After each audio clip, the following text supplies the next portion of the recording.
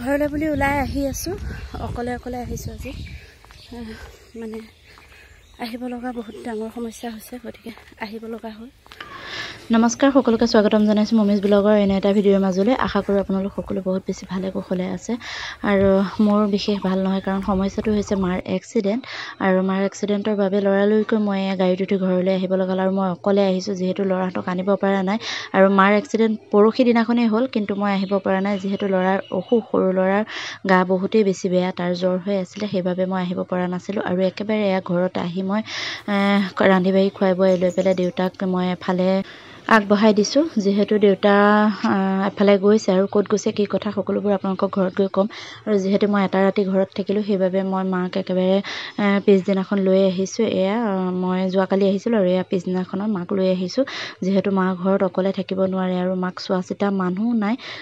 কাৰণ আপোনালোকে জানে মই অকলশৰীয়া কাৰণ কোনো নাই মোৰ আৰু দেউতা আছিলে দেউতা এফালে যাব লগা হ'ল কাৰণ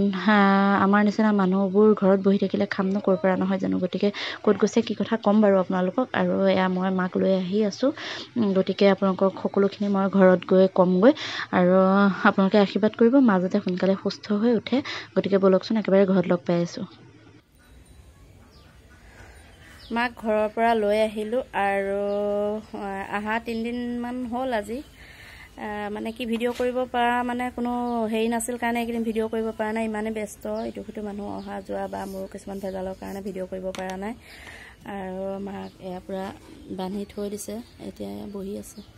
চুলি তুলি আচুৰিব কৰিব নোৱাৰি সেইকাৰণে মানে পুৰা জপপো হৈ আছে দেখিছে চিলাই খুলিব মাতিছে 8 দিন মানত চিলাই খুলিব যাম নেকি কি যদি তাৰপিছত চিলাই খুলিব গ'লে আপোনালোকক ভিডিঅ' দিম বাৰু বৰ্তমান কেনেকুৱা বস্তু মানে জেগাডোখৰ কেনেকুৱা কি মই 2 কপিমান ফটো উঠাই ৰাখিছিলো মানে জেগাডোখৰ পৰা কাপোৰখন আঁতৰি যাওঁতে মই লগাই দিছিলো যে তেতিয়া 2 কপিমান ফটো উঠাই ৰাখিছিলো যে কৈছিল যে মই জেগাডোখৰ চাওঁ বুলি সেইকাৰণে ফটোকপি মানে উঠাই ৰাখিছিলো মই আপোনালোকক দেখাম বাৰু স্ক্ৰীনত দি দিম চাব আৰু সকলোৱে আশীৰ্বাদ কৰিব সোনকালে যাতে সুস্থ হৈ উঠে গতিকে কৈছোৱে যিহেতু আৰু দেখাইছো দেউতা বৰ্তমান ঘৰত নাই দেউতা বিদেশত গৈছে সেইকাৰণে মই মাক লৈ আহিব লগা হ'ল আৰু বিদেশত কিয় গৈছে হেতু যিসকল মানে কি মধ্যবিত্ত লোক বা দুখীয়া মানুহ তেওঁলোকে হয়তো বুজি পায় যেহেতু কাম কৰি খাব লাগিবই কাৰণ কৰিবলগীয়া তেনেকুৱা মানুহ নাই মই হলেও ইয়াৰ পৰা গৈ ইমানখিনিটো চাবলৈ মোৰো তেনেকুৱা আৰ্থিক ইমান সম্বল নাই যেহেতু সেইকাৰণে মানে দেউতাৰ ঘৰটো বনাওঁতে মানে কেইটকামান ধাৰ আছিলে সেইবাবে দেউতা ভাবিছে বাহিৰত যাওঁ অলপ দিন থাকি অন্তত ধাৰকেইটা মাৰিব পালে আকৌ গুচি আহিব যেহেতু অকলশৰীয়া মাক এৰিব নোৱাৰো অকলশৰে গতিকে লৈ আহিলো আৰু ভিডিঅ'টো চাব আপোনালোকে আৰু প্লিজ শ্বেয়াৰ কৰিব সকলোৱে আশীৰ্বাদ কৰিব সোনকালে যাতে সুস্থ হৈ উঠে আৰু দেউতাও যাতে বিদেশত ভালে কুশলে থাকে কাৰণ দেউতা মোৰ জানে সকলোৱে জানে কাৰণ আমাৰ কোনো মানে মোৰ ভাই ককাই নাই বা দেউতাৰ ল'ৰা নাই কাৰণে ল'ৰা এটা থাকা হ'লে অন্তত আজি বিদেশত এনেকৈ এইটো বয়সত যাব লগা নহ'ল হয় কাৰণ ল'ৰা এটা থাকিলে লাগে দুসাজৰ মূৰত এসাজেই দিয়ক তথাপিতো বোলে ল'ৰা এটা আছে কিন্তু কি কম দুৰ্ভাগ্য আমাৰে যেহেতু মোৰ কোনো ককাই ভাই নাই এনেকৈ মানে সাধি আহিলো গতিকে কি কম কপালত যি আছে সেইটোকে লৈছো সাধি গতিকে মাক এনেকৈ ইয়াতে ৰখাইছোহি আৰু যিমানখিনি পাৰিছো কৰিছো কাৰণ মোৰ বাহিৰেতো আৰু কোনো নাই গতিকে মা আহিছিল আপোনালোকক মই কৈ দিওঁ কেনেকৈ হ'ল ঘটনাটো মা আহিছিলে ইয়াক থ'বলৈ কাৰণ ই গৈছিলে বিহুৰ আগতে দেউতাই লৈ গৈছিলে ইয়াক বিহুৰ পিছত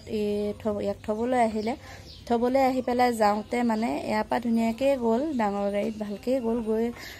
নিজৰ ঠাইত নামিলেও কঠীয়াতলি হয় আমাৰ নামা জেগাডোখৰ তাত নামি পেলাই এখন টমটমত গ'ল আধালৈকে টমটমখনত যিগৰাকী মানুহৰ লগত গৈছিলে মানুহগৰাকীক নমাই দি মানে টমটমখনত ভাড়া আছিল বেলেগ ভাড়া আছিল সেইকাৰণে টমটমখনে মাগনি ঘৰত নথলেগৈ যাৰ বিনিময়ত এই ঘটনাটো ঘটিবলৈ পালে টমটমখনে যদি ঘৰত থৈ আহিলে হয় চাগে এনেকুৱা ঘটনাটো নঘটিলেহেঁতেন আৰু টমটমখন মানে থৈ যোৱাত মায়ে বেগে চেগে মানে যাব পৰা নাছিলে এটা মানে জেগাত বহি আছিলে আৰু সেই জেগাতে দোকান দিয়া দোকানী এজনে মানে মাক কিহত যাবি বুলি সোধোতে বোলে টমটম আহিলে যাম তাৰ পাছতে যেতিয়া বহুত পৰ বহি আছে টমটম অহা নাই সেইবাবে মানে এখন বাইক নগাঁও ফালৰ পৰা গৈছিলে বাইক নহয় একচুৱেলি স্কুটি নগাঁও ফালৰ পৰা গৈছিলে তাৰপিছতে মানুহজনে মানে দোকানী মানুহজনে স্কুটিখন ৰখাই দিলে স্কুটি চালকজনক ৰখাই দিওঁতে তাৰপিছত তেওঁ মানে ৰখাই দি লৈ যেতিয়া ক'লে বোলে মানুহগৰাকীক উঠাই পেলাই লৈ যাওক মা নুঠে মায়ে বেলেগৰ স্কুটি হওক বাইকত উঠাৰ অভ্যাস নাই নিজৰ ঘৰখনৰ বাহিৰে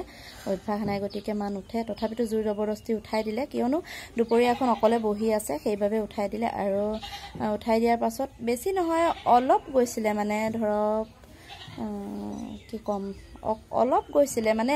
উঠাৰ পৰা ধৰক 25-30 মিটাৰমান এনেকুৱাতে মানে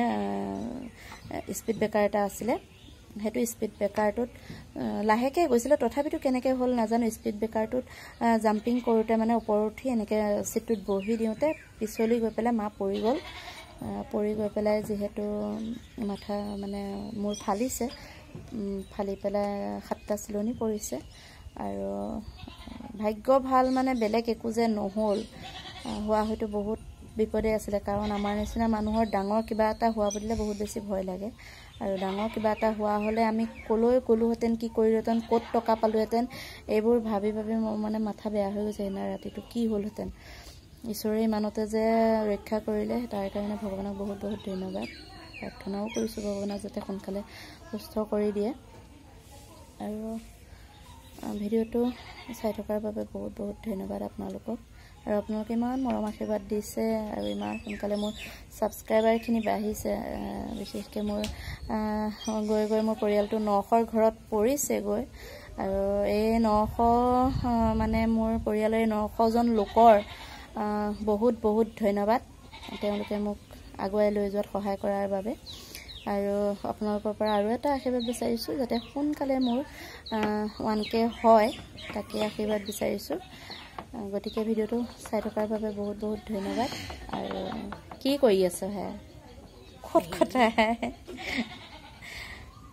এতিয়া বৰ্তমান মাক ইয়াতে ৰাখিছোঁ আৰু কেইদিনমান ৰাখিম সুস্থ নোহোৱালৈকে গতিকে ভিডিঅ'টো চাই থাকিব আৰু এনেকৈ আগুৱাই গৈ থকাত সহায় কৰিব গতিকে আৰু মানে কি বেছি দীঘলীয়া নকৰোঁ গতিকে ভিডিঅ'টো ইমানলৈকে চোৱাৰ বাবে বহুত বহুত ধন্যবাদ